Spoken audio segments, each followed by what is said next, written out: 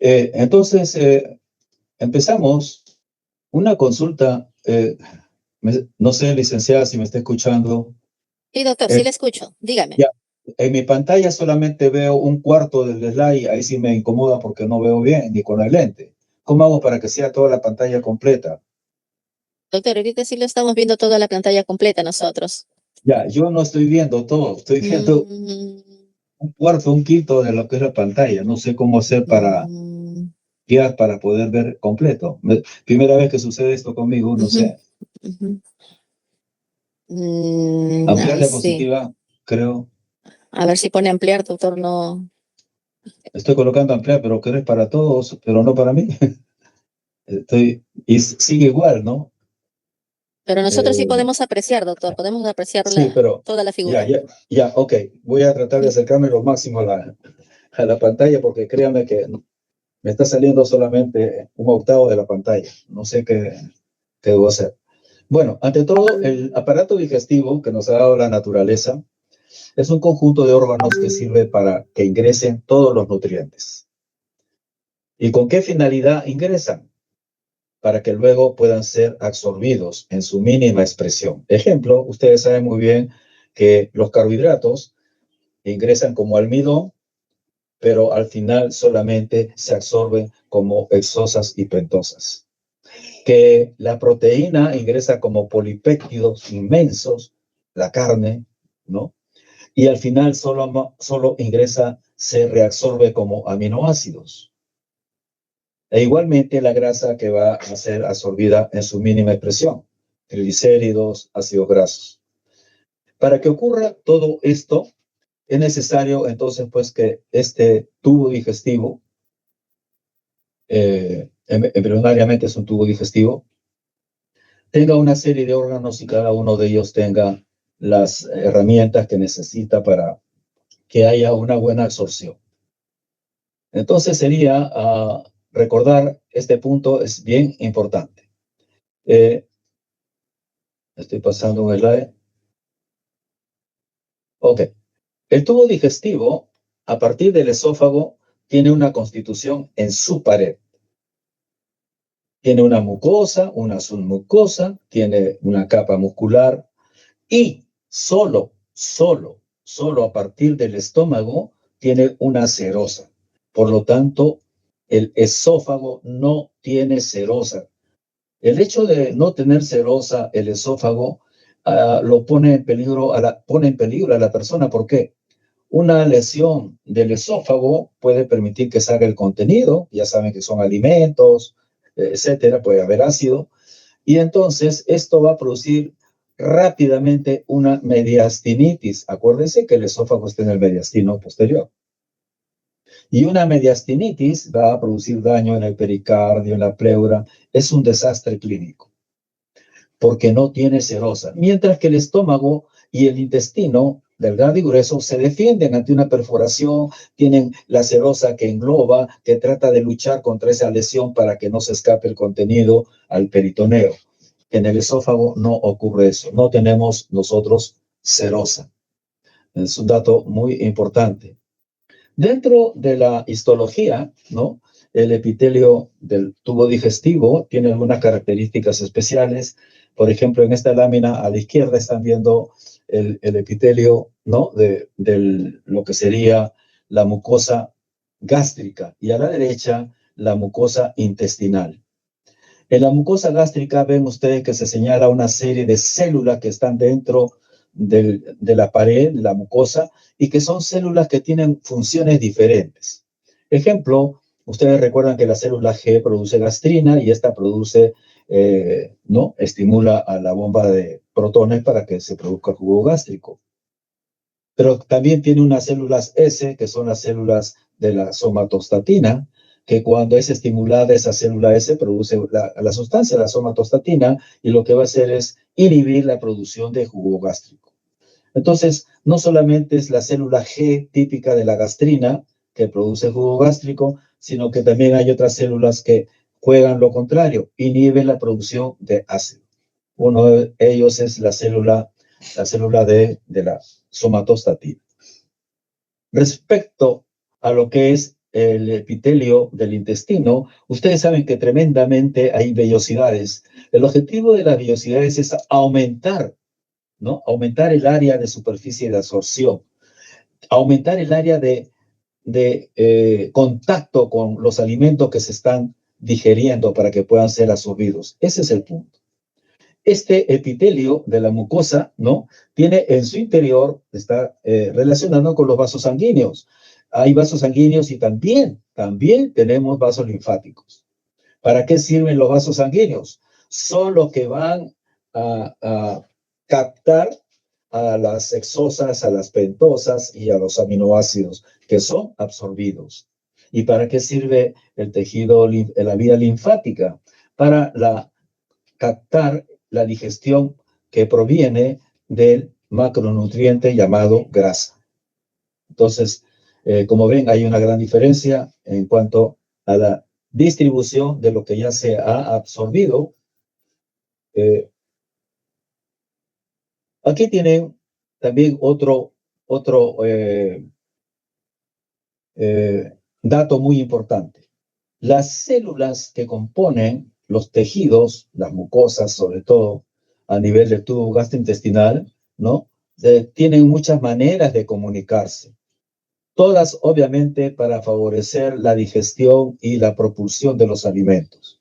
Hay una comunicación endocrina, hay una que es a partir del nervio, clásicamente, y otra paracrina, ¿no? Y en la lámina histológica que ven ustedes, están viendo cómo, este es de verdad, esta es una lámina histológica, esto no es nada editado, acá no hay inteligencia artificial. Ven ustedes una glándula, una célula parietal, y que tiene usted acá abundante contenido de neurotransmisores que van a permitir actuar a esta célula. ¿Cuáles son los órganos que componen el aparato digestivo? Esto nos los han enseñado desde primaria. Aquí donde más pongo hincapié es en las funciones. Si ingresa un alimento, es con la finalidad que se cambie su conformación, ¿no?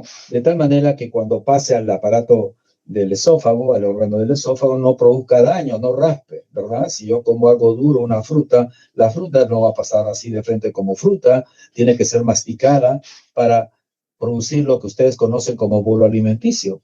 En la masticación, obviamente, intervienen órganos. Aparte de los dientes está la lengua y también está la saliva que va humidificando al alimento que ha ingresado. Pero para que se mueva la lengua, las maxilares, etcétera, ustedes muy bien saben pues que existen pares craneales que intervienen en la masticación, ¿no? Los maceteros, ¿no? O el 12º par, que es el hipogloso, que interviene en el movimiento de la lengua, o el glosofaringeo, que interviene en el paladar. O sea que no es cuestión de decir masticación.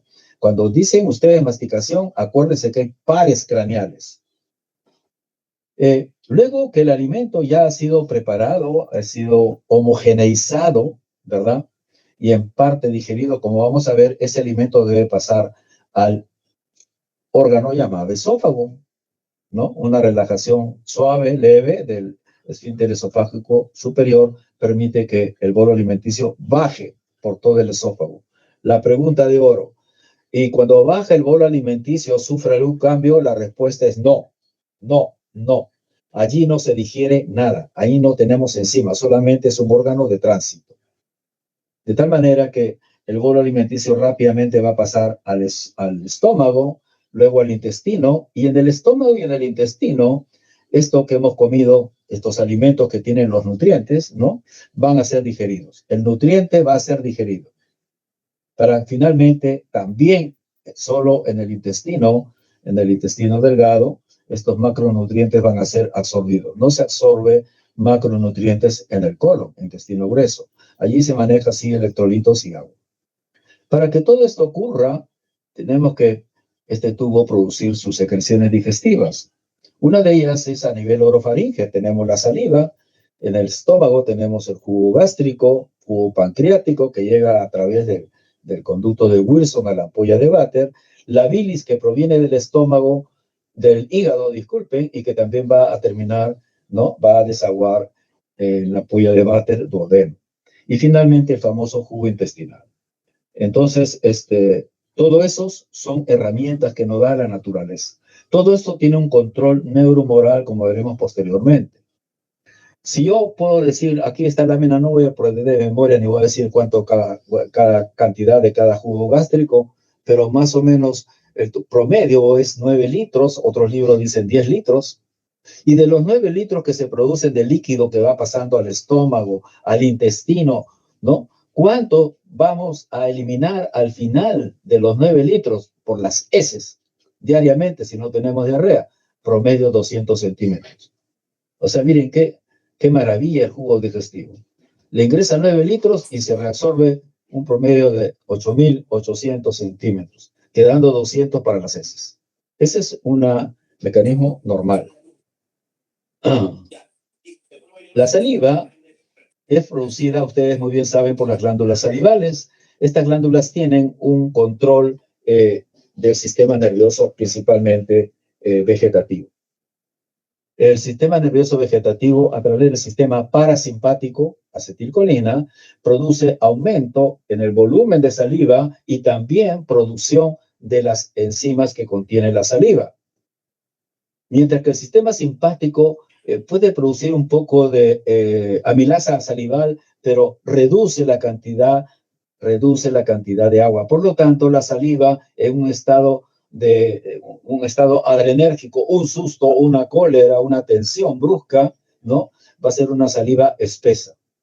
Mientras que la saliva normal, entre comillas, es una saliva más hidrosoluble con bastante volumen. Esa es la diferencia principal entre el sistema parasimpático y simpático en la secreción de la saliva. Algunas funciones de la saliva, ¿no? Obviamente el alimento le da el líquido, o sea, humedece, que va a permitir masticar y deglutir, ¿no? La humedad, ¿no? Igualmente tiene una sustancia llamada mucina, que hace que la saliva, ustedes saben que es un poco pegajosa, pero esa mucina permite lubricar al alimento que se está formando como bolo alimenticio, ¿no? Y de esa manera no va a producir daño a nuestra mucosa, a los carrillos, a la orofaringe, porque tiene esta sustancia llamada mucina, ¿no? También tiene otras funciones en los dientes, etc. La saliva, aquí está su composición, entonces como ven en un cuadrito está lo que hemos hablado de simpático y parasimpático, ¿no? La amilasa que contiene es muy importante, el volumen es un promedio de 1200, 1500, ¿no? Y bueno, para que la amilasa salival funcione necesita un pH adecuado, que como lo ven ahí está en el slide, entre 6.8 más o menos a 7, ¿no? El cloro es necesario para que se active la saliva. El cloro es necesario para que se active la saliva. Ustedes, si recuerdan, cierran su ojito, esa clase se lo hicieron en la práctica de fisiología, con toda seguridad. Muy bien, entonces la acetilcolina parasimpático produce abundante saliva, ¿no? Mucho líquido, bastante enzima, y la adrenalina es una saliva espesa, ¿no? Mucho menor. Entonces, en la digestión empieza en la orofaringe.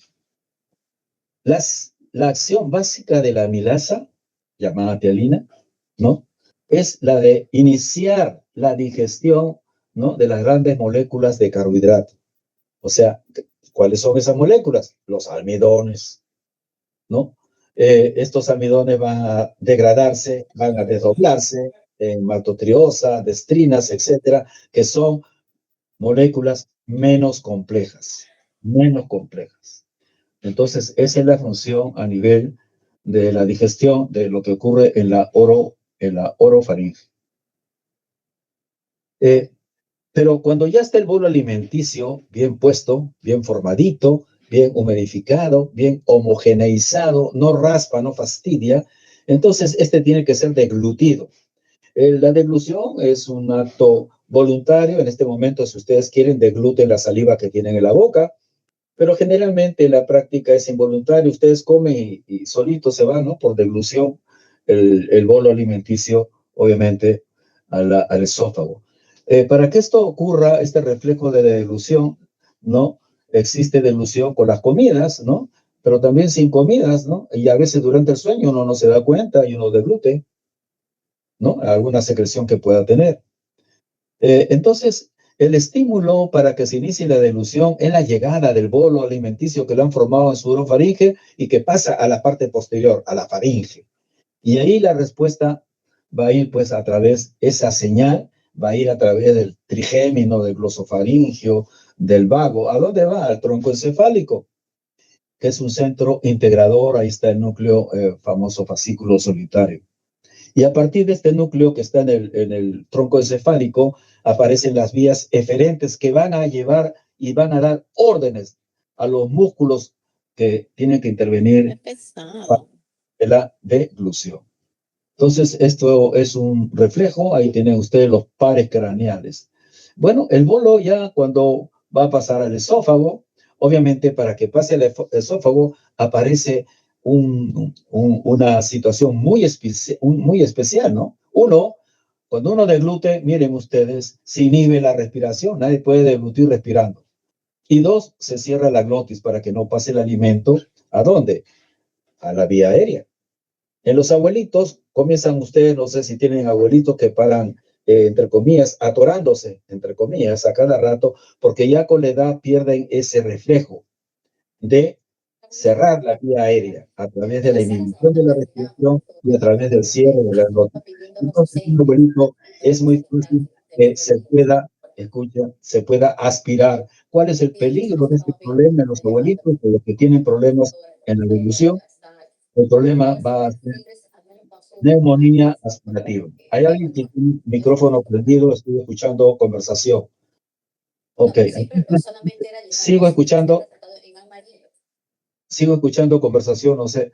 Entonces, acuérdense, cuando llega una edad determinada y ya los reflejos van haciéndose más lentos o por alguna enfermedad se pierden, bueno, entonces tenemos, yo no sé cómo haré para...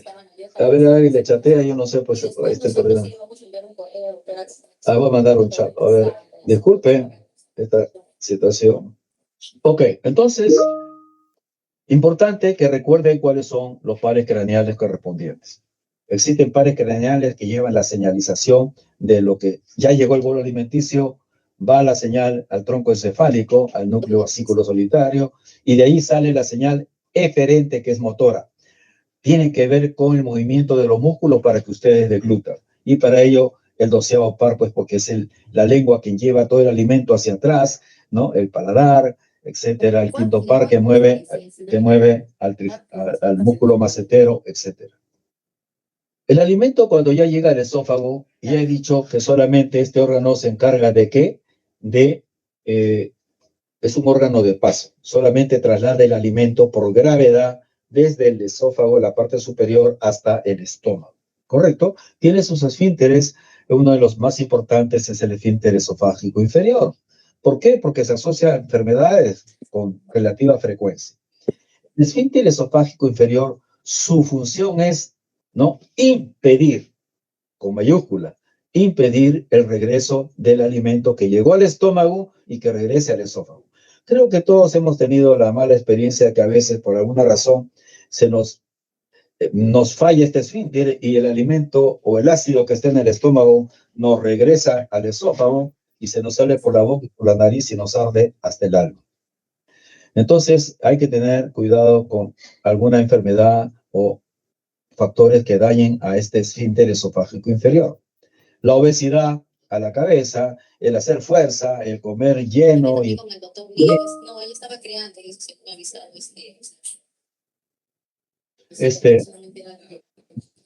Me están diciendo que no se ve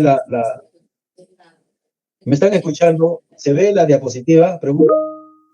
¿Me pueden responder? No, doctor, no se ve la diapositiva. Ya. Yo no puedo ver, disculpe. Póngase de acuerdo, pues, porque yo no puedo avanzar así. Ya les he dicho, por favor, por teléfono, por micro, ¿no? Yo no estoy viendo el chat y esas cosas.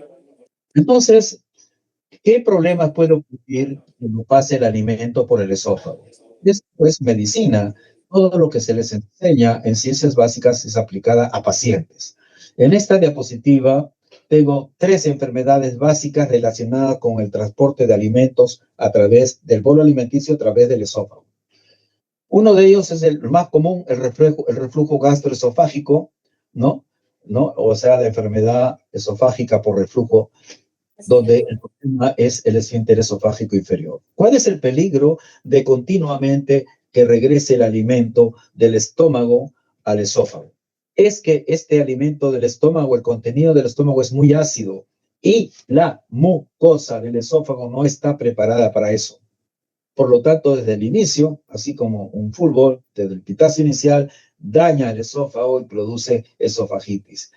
¿Cuál es el peligro de esta esofagitis? Por ácido, ¿no? Y el peligro es que sea crónico y esto pase a una displasia y ¿saben qué?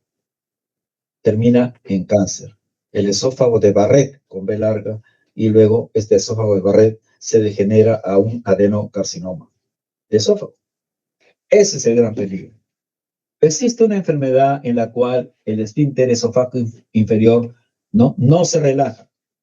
Si no se relaja el esfínter, comprenderán lo que viene de la boca por el esófago, se queda en el esófago, se va distendiendo el esófago y apenas por un desfiladero, apenas como un lápiz, pasa el alimento.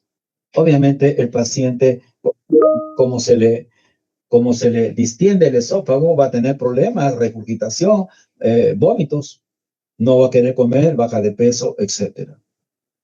Entonces aquí tenemos una lámina, vean ustedes, esta de acá que estoy señalando con el puntero. Este es el esófago con la enfermedad acalácea. Como ven, es una punta de lápiz, ¿no? Aquí hay una contracción, un tono aumentado del esfínter esofágico inferior y hacia arriba el esófago se está dilatando y aparece estómago. Esta enfermedad se llama acalasia y a veces requiere tratamiento quirúrgico. Aquí tengo un esófago con paredes irregulares, este es un cáncer.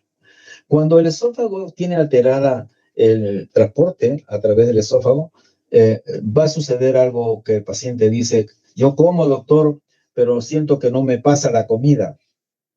A eso se llama, ya le han dicho ustedes, disfagia, ¿no? Que puede llevar a una caquexia si uno deja de comer. Entonces, con esta laminita terminamos para ver esófago. Acuérdense pues que este esfínter esofágico inferior, ¿no? Es formado por anillos, músculos, el mismo diafragma está interviniendo, ¿no? Ayudando al esfínter con la finalidad que no regrese el alimento. Cuando el alimento ya llega al estómago, entonces empieza el trabajo de este órgano. En este órgano, ¿qué funciones tiene en relación al bolo alimenticio que ha llegado? Una función, se inicia la digestión de proteínas. ¿A través de qué? A través de la pexina. Esa pexina es una enzima que desdobla proteínas de gran tamaño, polipéptidos. ¿Ok? La pexina. ¿Quién produce la pexina en el estómago? La célula principal, porque la parietal es la que produce el jugo gástrico. Por otro lado, el estómago, como no tiene más enzimas importantes, simplemente digiere proteínas y va acomodando al alimento que ha llegado ahí para que sea luego transportado hacia el duodeno a través del esfínter pilórico. Acuérdense que el estómago tiene 3 partes, el fondo que está prácticamente adyacente al diafragma, el cuerpo y finalmente el antro pilórico que termina en el esfínter pilórico que separa el antro pilórico del duodeno. ¿Qué sucede si yo tengo un problema aquí, a este nivel del antro pilórico? Imagínense una estenosis o una neoplasia. Entonces, el alimento va a tener dificultad para pasar. ¿A dónde? Al duodeno. Y si tiene dificultad, se queda en el estómago, se descompone, ¿no? En el estómago y va a producir sustancias que a nadie le gusta, que van a producir olores especiales. El paciente puede venir con náuseas, puede venir con vómitos, el olor de su aliento es un poquito muy penetrante, ¿no? Una halitosis continua que va poco a poco, digamos, quitándole no solo el apetito, no, sino la vida. Esa es una neoplasia. La neoplasia, como ustedes le habrán dicho ya en clínica, de estómago, desde los años 60, 70, la mayor cantidad de neoplasias de estómago eran habitantes de Japón, Asia, ¿no? Por la comida. Y esto se llevó después a Estados Unidos, comenzó a variar la alimentación del japonés que iba a Estados Unidos y disminuyó en Estados Unidos la frecuencia de estas neoplasias. O sea, un factor muy importante para la neoplasia de estómago es el tipo de comida que uno usa. Así que tampoco abusar de las grandes comidonas, sobre todo comida que no es bien digerida, ¿no?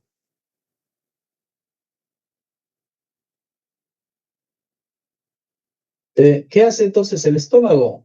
Miren ustedes, aquí en esta lámina resaltar lo siguiente, no solamente la digestión, sino que también va a reducir el tamaño, ¿no?, del alimento, del contenido de alimento llamado quimo para que pase al intestino, pero que también el jugo gástrico, y no se olvide, tiene pues un pH totalmente ácido, porque tiene ácido clorhídrico formado por la bomba de protones correspondiente.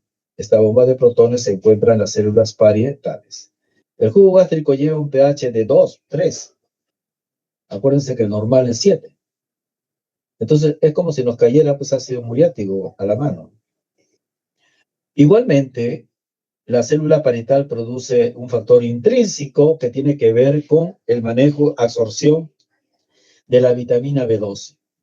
Absorción de la vitamina B12. No se absorbe la vitamina B12 si falla el factor intrínseco. Ejemplo de enfermedad, ¿no? Donde hay la anemia perniciosa, en la cual aparece un problema principalmente de sustancias anticuerpos que dañan a este factor intrínseco y este disminuye. No se absorbe vitamina B12 y la anemia que ocurre es una anemia de tipo megacariocítica, con glóbulos rojos grandes. ¿Y cómo se puede decir que el glóbulo rojo es grande? Bueno, le calculan el volumen corpuscular medio que ustedes recuerdan y es más de 100 femtolitros. Entonces, hematopoiesis está alterada en el factor intrínseco, ¿no? Igualmente, el estómago, para defenderse del ácido que produce, tiene una barrera hermosa, una barrera mucosa genial, que tiene ¿qué? Dos cosas principalmente, mucina, moco y bicarbonato. Y eso le sirve de protección contra el ácido que forma. Normalmente esa barrera cubre todas las células de la mucosa gástrica y por lo tanto no hay contacto entre el jugo gástrico y las células que la componen. Cuando falla esta barrera, ustedes muy bien ya le han dicho, aparece el contacto del ácido con la mucosa y la destruye. Empieza con una gastritis, que ya saben, la epigastralgia, tipo ardor, calor, ¿no? Hasta hacerle un daño a la submucosa, a los vasos sanguíneos, hacer una úlcera, hay una hemorragia, y si avanza más, perfora toda la mucosa gástrica y se produce perforación gástrica, con un neumoperitoneo y una peritonitis criminal. Miren todo lo que sucede y se puede hablar más de esta lámina, pero ustedes tienen que seguir investigando.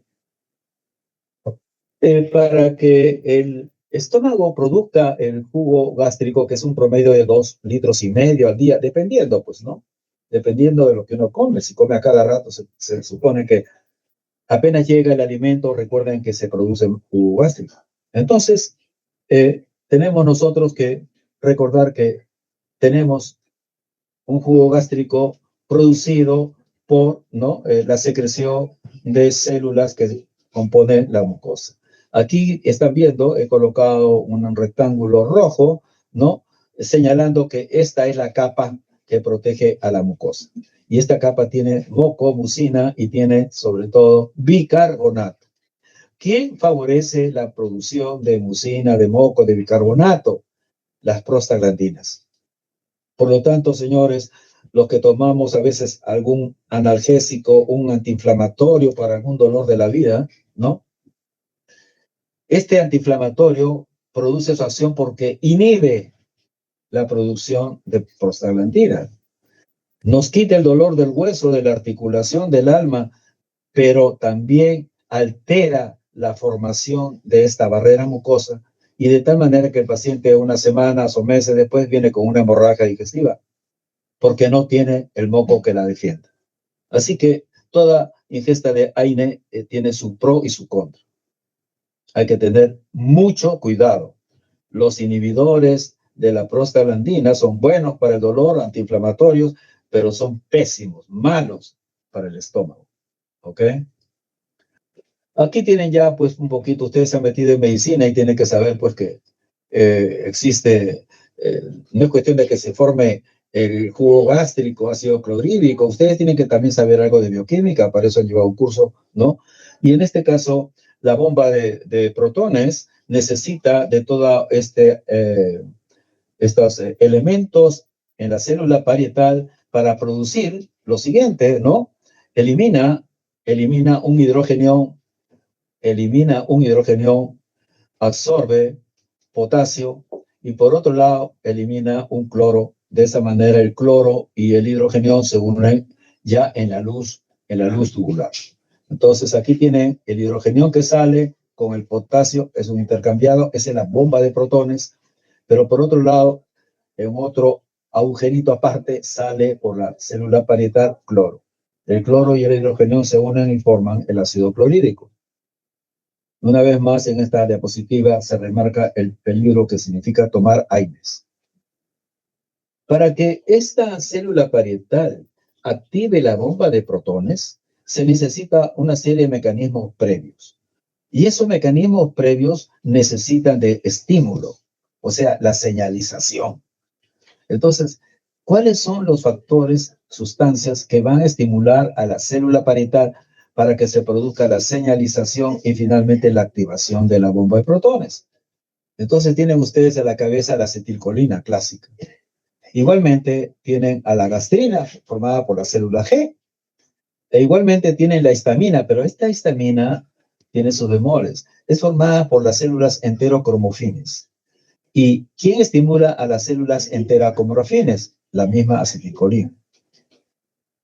Por otro lado, las prostaglandinas inhiben la formación, la activación de la bomba de protones y la somatostatina igualmente. Entonces, este es un juego. Miren, la célula parietal nos da toda una oportunidad de recordar la fisiología elemental, ¿no? Estímulo, receptor, ¿no? Luego señalización y finalmente ejecución. En este caso, activación de la bomba de protones. Cualquier célula del cuerpo que tienen ustedes y yo también puede degenerar en un tumor benigno o un tumor maligno. Cuando las células G degeneran, pueden producir adenomas, ¿no? Y estos adenomas crecen principalmente cuando existe mala suerte, páncreas e intestino delgado. ¿Qué producen entonces esta célula G? Gastrina. ¿Y qué va a producir la gastrina? Ya saben, estimulan a la bomba de protones, se produce jugo gástrico. ¿Y cómo viene el paciente? Con una enfermedad péptica, o sea, enfermedad del estómago producida por exceso de ácido, y también esa producción va a llevar a una esofagitis, ¿no? Por reflujo, ¿no? Esófago por reflujo gastrointestinal. ¿Cuándo sospechar que una persona que viene con su ardor de toda la vida, qué sé yo, y que toma sus medicinas, pero no les produce efecto la medicina? Muy poco. Hacen una úlcera, luego cierra, hacen otra úlcera y en ese plan está. Esos pacientes que no responden, ¿no?, a un tratamiento que están siguiendo en forma adecuada, tanto de gastritis o ERGE, son sospechosos de este síndrome de Zollinger-Ellison. O sea, estoy hablando de gastrinoma. El tumor que produce gastrina se llama gastrinoma, ¿no? Entonces, ¿cuáles son las complicaciones en un Zollinger-Ellison? Una es la presencia de úlcera péptica a repetición. La otra es ERGE, ¿no? Que no cede al tratamiento igualmente típico y se complica con problemas de asma, otitis, etc. Entonces, un nombre propio, ¿no?, para una enfermedad que es infrecuente, pero que entra en el diagnóstico diferencial de cualquier paciente que no mejore con el tratamiento adecuado. Bueno, aquí tenemos entonces una lámina que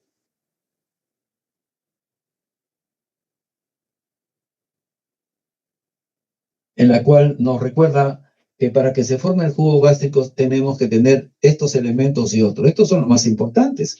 Obviamente la bomba de protones, ¿no? Tenemos que tener cloro. Acuérdense que el cloro tiene que salir de la célula parietal a la luz del túbulo, ¿no? La anhidrasa carbónica, ¿no? Es una serie de elementos. Esta lámina repite lo mismo, ya hemos referido la importancia que tiene, el peligro que tiene tomar AINES así sin control. Las prostaglandinas normalmente, ¿cuáles son sus funciones en el estómago? A la cabeza, como ven, estimula la secreción de moco, bicarbonato, ¿no? Inhibe la secreción de ácido, ya también hemos referido, mejora la irrigación sanguínea. Todo esto se altera cuando yo tomo un ibuprofeno, un ketorolaco, etcétera, etcétera. Existe un control vegetativo, ¿no? En relación a las hormonas producidas en el tubo gastrointestinal. El simpático en general, miren ustedes, disminuye la producción de secreción de estos jugos gástricos y también disminuye la motilidad, ¿no? Que existe normalmente, acuérdense del peristaltismo, pero aumenta el tono en los esfínteres, por ejemplo, el esfínter pilórico, gastroilial, el ileocecal. Igualmente aumenta el tono en el esfínter interno anal. Mientras que el parasimpático aumenta la motilidad del tubo digestivo, aumenta la secreción del tubo digestivo en el estómago, en el páncreas, en el intestino. Eso facilita obviamente la digestión y la absorción. Existen otras sustancias hormonales gastrointestinales, el péptido vasoactivo intestinal, ¿no?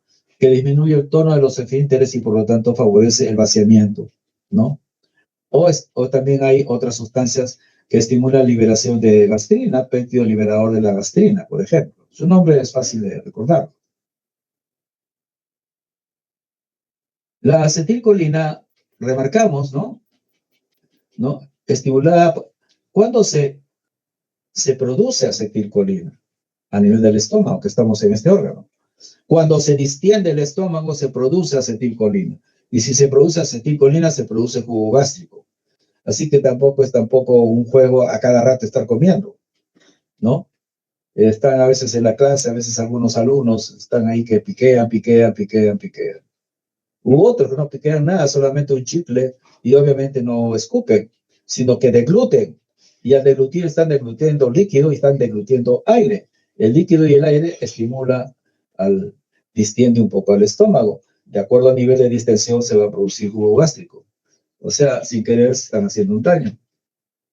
¿Qué otro elemento interviene en el control? Ya hemos dicho la histamina, esto se sabe de décadas, ¿no?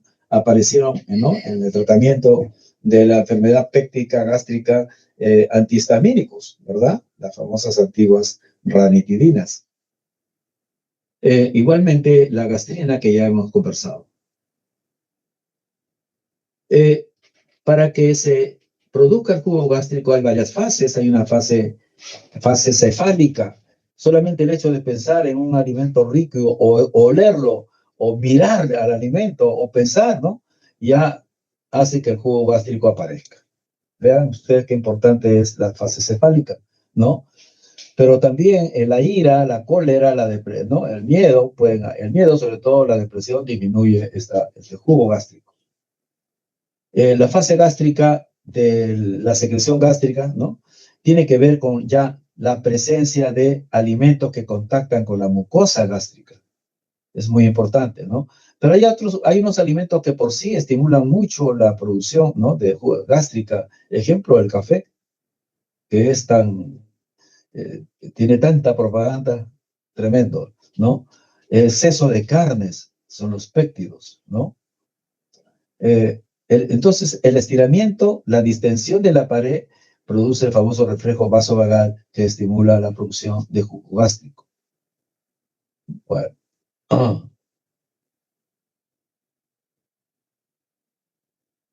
¿no? De lo que sería la acción del sistema simpático y la acción del sistema parasimpático a nivel del intestino. Deben recordar eso, ya hemos referido algunos datos en algunos de los slides. El intestino, el tubo digestivo, que tiene un promedio de 6, 8 metros, un poco más, miren ustedes, estamos hablando de 2 metros, metros prácticamente el ancho de una casa. Muy bien. Funciona, entre otros, a base de reflejos. Ejemplo, el reflejo de la secreción salival, ¿no? Basta simplemente oler la comida o tener algo de comida, ¿no? O estimular la mucosa orofaríngea para que se produzca saliva. Todos estos reflejos tienen obviamente un centro que controla todo ello, que es a nivel de tronco encefálico. Ese reflejo de la defecación, cuando el recto, en la parte que sigue al colon sigmoideo, el recto, ya se llena, ¿no? Tienes lleno de material fecal, distiende, ¿no? Y esto produce señales que van a ir a la médula espinal, pero también van al sistema, a la parte más alta del encéfalo, a la médula espinal sacra, y aparece la respuesta vagal. ¿Cuál es la respuesta vagal? Se produce mayor peristaltismo desde el colon hacia abajo para producir la defecación respectiva. Todos somos testigos de ello. E igualmente existe otro reflejo, el reflejo gastrocólico. O sea, se refiere a que desde el estómago, ¿no? La distensión, la presencia de alimentos en el estómago, cuando está repleto el estómago, va a estimular la vía simpática y de ahí va a llegar eferentes simpáticos, ¿no? Causando la evacuación respectiva. Finalmente, otro reflejo, el colono ilial. O sea, cuando ya hay señales que van desde el colon al ilio para impedir vaciamiento, o sea, cuando el colon está lleno, dice, ya pues ya, por favor, ya no me llenen más. Envía una señal, obviamente, para disminuir el vaciamiento de dónde? Del ilio al intestino colon, el colon ascendente. Ese es el reflejo colono ilial. Como ven, y todo esto significa vías, nervios y neurotransmisores. La motilidad, entonces, es muy importante porque no solamente permite que avance lo que hemos comido para que pueda ser digerido y luego sea absorbido. ¿Qué pasa si avanza y no se detiene? Voy a tener diarrea, pues.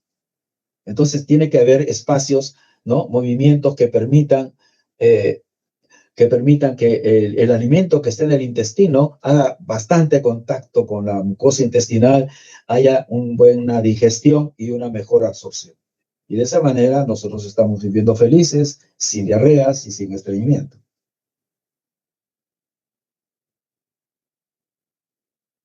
La pared del tubo digestivo, ¿no?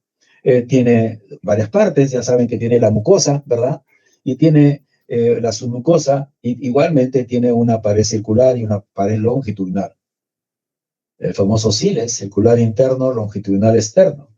Y todas estas fibras, tanto circulares como longitudinales, tienen inervación simpática y parasimpática, y todas estas localmente y también van al cerebro. O sea, hay una regulación entre el sistema nervioso central en el encéfalo con el sistema nervioso entérico que tenemos.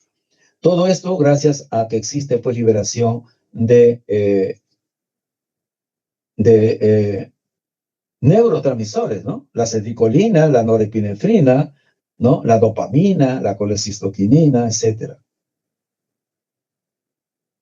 Aquí tiene algo simplemente para referirles que existen pues neurohormonas gastrointestinales que tienen que ver con la función, motilidad y secreción. Acá tienen el lugar, el estímulo, el órgano que la produce y el efecto. Entonces, esta lámina va dirigido a ello. Existe el famoso GIP, ¿no? Que es el péptido inhibitorio gástrico, ¿no?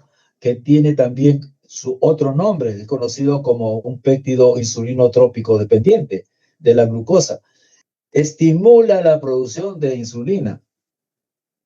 Se les llama a este GIP incretina y es usada, lo pongo en mayúscula, en el tratamiento para diabetes, con otros nombres. Cuando van a endocrino le van a enseñar eso. Mejor dicho, ustedes deben recordar eso, porque ya han hecho ya medicina 1, medicina 2. que la considero muy importante porque es un resumen de todas las principales hormonas gastrointestinales, su estímulo, qué hormona la produce y cuál es el efecto. Esto era de Guyton y este es Gano, ¿no? Igual, con otras palabras. Para remarcar, por ejemplo, que hay dentro de estas sustancias gastrointestinales la colecistoquinina, la gastrina, la secretina, etcétera, ¿no? Eso lo vamos a ver después. Bueno, el intestino delgado, acuérdense que está hecho para la digestión y para la absorción. El intestino delgado produce enzimas. Hay enzimas proteolíticas producidas por el intestino delgado que van a actuar sobre las proteínas y que van a ayudar a las enzimas proteolíticas, ¿no?, del páncreas para poder llegar todo a aminoácidos. Y estos sean absorbidos a través del intestino delgado. Cuestión de carbohidratos, ¿no? Tenemos el sustrato inicial, que es un carbohidrato complejo, que es el almidón, que cuando recibe la acción de la amilasa salival, va desdoblándose en destrinas, maltotriosas, etcétera, y luego va a sufrir estas mismas sustancias mayor efecto de la famosa amilasa pancreática, ¿verdad? Entonces tenemos dos amilasas, la amilasa salival y la amilasa pancreática. Estas amilasas salival y pancreáticas, ¿no?, van a desdoblar al almidón en su mínima expresión. Pero finalmente se necesita de unas enzimas especiales que solo lo forma el intestino. ¿Cómo se llaman esas enzimas glucolíticas que la forma el intestino? Disacaridasas. ¿Y sobre quién actúan las disacaridasas? Sobre la maltosa, ¿no?, sobre la fructosa y algunas disacáridos. Estas disacaridasas, ¿cómo se llaman? La maltasa, ¿no?, la sacarasa y la famosa lactasa. Acuérdense, la lactasa está de moda y creo que es una cosa que a veces da la impresión que se alegra, ¿no? Hoy no he traído mi pastilla para poder tomar este vaso de leche, ¿no? Bueno, entonces disacaridasas a la cabeza, lactasa, sacarasa y maltasa. Pero acuérdense que nosotros comemos, ¿qué? También carne. ¿Y qué tiene la carne? Células. ¿Y qué tiene la célula? Núcleo. ¿Y qué tiene el núcleo? ADN, ARN. ¿Y eso qué son? Son destrinas, nucleasas, ¿no? Ácido ribonucleico, ¿no?, formado por proteínas y también elementos de carbohidrato. Por lo tanto, tenemos también destrinasas, nucleasas, es decir, no se salva ningún elemento relacionado con los carbohidratos. Entonces, los disacáridos típicos son la maltosa, la sacarosa, ¿no?, de la fruta, la lactosa de la leche famosa, y también estas pentosas que se encuentran sobre todo en los núcleos de las células que estamos comiendo. ¿Qué se produce al final? La acción de las disacaridasas sobre los disacáridos. ¿Qué produce finalmente? Hexosas y pentosas. Glucosa, galactosa, fructosa. Eso lo saben ustedes muy bien. Esto es lo que se va a absorber. ¿Por dónde? Por el enterocito. El enterocito, y aquí está, ¿no? Vean ustedes el famoso enterocito. En el enterocito tenemos entonces aquí a la izquierda de ustedes el polo de la luz intestinal, el enterocito acá, y tenemos el polo vascular en el lado opuesto. Todos estos carbohidratos, pentosas y hexosas, ¿cómo son absorbidos? La glucosa, la galactosa, son absorbidos a través del famoso transportador S-GLUT1. No se olvide. Acuérdense que el S-GLUT2 se encuentra en el riñón, tubo contorneado proximal. Este es el S-GLUT1 intestinal. Junto con el sodio ingresa glucosa, junto con el sodio ingresa galactosa. Doctor, ¿y lo de la frutita que tomaba el desayuno? Muy bien. La fructosa ingresa sola, pues siempre hay alguien que quiere diferenciarse. Ingresa por un transportador GLUT llamado GLUT5. Bueno, todas estas, entonces, monosacáridos están ya en el enterocito y todos por un GLUT2 común para todos. Así como, ¿no?, las diferencias étnicas al final en el cementerio todos somos iguales. El GLUT2, por el GLUT2 sale del enterocito a la vía de la circulación de la sangre. Todos los productos de digestión de carbohidratos salen por acá para cumplir su función. ¿A dónde van a ir? obviamente, a las ramas, estos son capilares de la vena mesentérica. Y ustedes saben muy bien por anatomía que la vena mesentérica, ¿no?, va a formar parte después de la vena porta y entonces todo va ligado. Muy bien.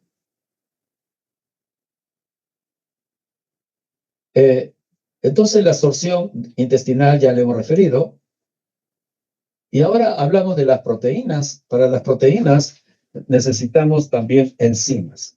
¿Cuál es la primera proteína? Hemos referido en el estómago la pepsina.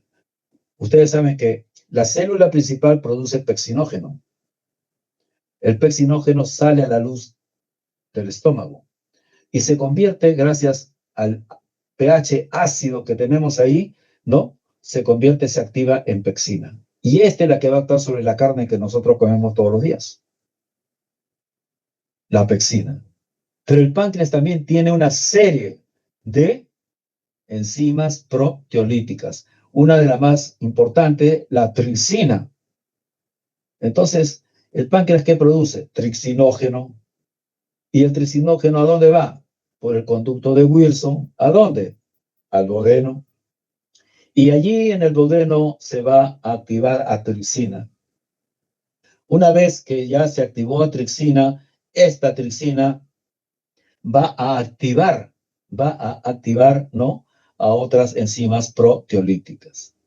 Igualmente, el intestino tiene otras enzimas proteolíticas que están acá. ¿Entendido? De ellas es importante la famosa enteropeptidosa y yo le he puesto arriba. ¿Por qué? Porque es esta enteropeptidasa la que va a actuar sobre el tripsinógeno para convertirlo en tripsina. Eso está en esta columna. Es la enteropeptidasa que actúa sobre el tripsinógeno en tripsina. Y esta tripsina activa al resto de enzimas proteolíticas. El sustrato de todas estas enzimas proteolíticas, ¿no?, son polipéptidos complejos, ¿no?, proteínas, polipéptidos, etcétera. ¿Y cuál es el producto final? Aminoácidos. Solo aminoácidos. ¿A dónde van a pasar los aminoácidos? Al enterocito, para que puedan ser absorbidos. La pregunta es, ¿y cómo se absorbe? Fácil, ¿no? Ustedes ven que ya hay aminoácidos libres, pero hay otros que todavía no quieren desprenderse, ¿no? Están un poquito ahí enamorados, dipéptidos. Aminoácido es un monopéptido. Entonces hay algún dipéptido o un tripéptido, que es un conjunto de 3 aminoácidos, 2 aminoácidos, que no quieren separarse. Bueno, ingresa. Ya les da una oportunidad el enterocito, dice, no se me puede escapar la proteína. Ingresa. Pero al ingresar, el dipéptido y el tripéptido van a ser metabolizados, digeridos por una peptidasa que les está esperando en el enterocito, y finalmente, toda la proteína solo ingresa como aminoácidos. ¿A dónde? A la sangre, para ir nuevamente al hígado, ¿no? Ya saben por qué. Bueno, entonces existen muchas enfermedades que pueden dañar a la mucosa intestinal. Obviamente, si daña la mucosa intestinal, van a producir 2 situaciones. Una, no se va a producir enzimas proteolíticas del intestino. Y 2, lo que se ha digerido de proteínas no van a ser absorbidas. ¿Qué produce ello? Que se pierda la proteína por las heces, ¿no? O sea, el síndrome de mala absorción, perdedor de proteínas. En otras palabras, la carne que comen ustedes se va, ya saben a dónde, por las heces. Obviamente la persona va a entrar en una desnutrición proteica severa. Eso va a llevar a que produzca hipoalbuminemia, se baja la albúmina en la sangre. Menos de 3.5 gramos por decilitro ya es hipoalbuminemia, y esta hipoalbuminemia, depende del nivel, va a producir edemas en el cuerpo. Entonces ya saben ustedes, están recordando que una manera de tener edemas en el cuerpo es por hipoalbuminemia, en este caso por un problema digestivo. ¿Ok? Bueno, ya hemos hablado del Zollinger-Ellison. Y la somatostatina, acuérdense pues que tiene formada por las células D y que disminuye la secreción y la motilidad en el tubo gastrointestinal. La somatostatina actúa en el estómago, en el intestino, también en el páncreas. Entonces actúa a todo nivel. Somatostatina, ¿no? Que va a producir una disminución en la motilidad, aquello que se mueve, y en la secreción, en aquello que se produce. Es muy importante esta somatostatina. Existe similar o triótido que se usa en medicina, lo usamos en casos de diarreas severas, secretoras, etcétera, etcétera. Entonces, esta es la famosa somatostatina. Si yo quiero hacer un resumen de todo esto, pudiéramos decir, ¿no? Primero, que el tubo digestivo permite el ingreso, ¿no?, de los alimentos. El objetivo, para que sea absorbido lo que debe ser absorbido. Porque hay, por ejemplo, carbohidratos muy complejos que nuestra naturaleza no tiene enzimas para digerirlo. Y son las fibras, ¿no?, que van a ser parte constituyente del esqueleto de las heces. Y que es muy necesario la fibra, no solamente porque da constitución a las heces, sino porque también interviene, ¿no?, en el equilibrio tanto de agua o de disminuir la absorción de algunas grasas, colesterol, etc. Se sabe desde antaño, por ejemplo, que personas de África cuyo alimento es básicamente con bastante proporción vegetariana, ¿verdad?, ¿no?, frutas, tantos tubérculos o alimentos, muy diferente a la comida occidental o a la comida, por ejemplo, japonesa, que es carne, ¿no? También hay verduras, pero la carne sobre todo cruda, etc. Entonces, en los africanos se vio, ¿no?, los estudios epidemiológicos, que el cáncer de colon era menor, mientras que en aquellos que no se consumían muchas fibras, el cáncer de colon es mayor. Ahora el cáncer de colon es un lugar muy preponderante en la epidemiología, en la prevalencia de cánceres. Ocupa primero o segundo lugares. Hay que tener bastante cuidado con lo que comemos entonces. Muy bien, entonces, para que se pueda producir la absorción, el alimento tiene que ser preparado. ¿Quién lo prepara? En la boca, principalmente en la masticación. ¿Qué sucede con nuestros abuelitos que descuidaron su salud dental? ¿No? Sucede que pierden piezas dentales, sucede que no tienen plata, que son abandonados y que se quedan sin muelas que puedan triturar la carne, etc. ¿Qué hacen estas personas? Le dan la carnecita, ellos la chupan y botan, porque no mastican. Y ustedes saben que lo que están absorbiendo, chupando, es agua, que no sirve para nada. Ellos creen que eso tiene sustancia de la proteína, de la carne, y lástima, pues no la tiene. Entonces, son personas que se van, acumulando la deficiencia para una buena alimentación. Cuiden ustedes ahora que son jovencitos, cuiden su salud dental. Luego, el mismo alimento empieza en la orofaringe, la digestión, ya saben, de carbohidratos, los almidones, endestrinas, maltotriosas, etc. El esófago, previamente hay una deglución. El esófago solamente es transporte, pero cuando se enferma produce situaciones nada agradables. La disfagia, que saben es, ¿no?, dificultad para que pase el alimento, puede ser por problemas benignos, pero también puede ser cáncer. La esofagitis, frecuente en personas con exceso de ácido péctico, ¿no?, el ácido clorhídrico en el estómago. Entonces, una esofagitis puede llevar a una displasia del esófago, porque esta no tiene moco, no tiene bicarbonato, y la exposición de la pared del esófago al ácido va a producir una displasia, una metaplasia, y el esófago de Barrett, que ustedes ya saben. Y ese esófago de Barrett en un porcentaje se convierte en cáncer. Así que esa es la evolución natural de una gastritis que no le dimos importancia. En el estómago ya la cosa cambia, porque no solamente hay digestión de proteínas. Se inicia principalmente la digestión de proteínas con la pepsina. Aquí en el estómago no existe digestión de carbohidratos. No produce el estómago una enzima que sea glucolítica. Entonces la pepsina inicia, gracias a la acción del pH ácido del estómago, que va a actuar sobre el pepsinógeno, lo va a activar. Pero para que haya jugo gástrico, como verán, es necesario que se produzca, que haya una célula que produzca hidrogenión que produzca cloro, y esa célula es la célula parietal a través de la bomba de protones. La bomba de protones, ya saben que absorbe un potasio y elimina un hidrógeno.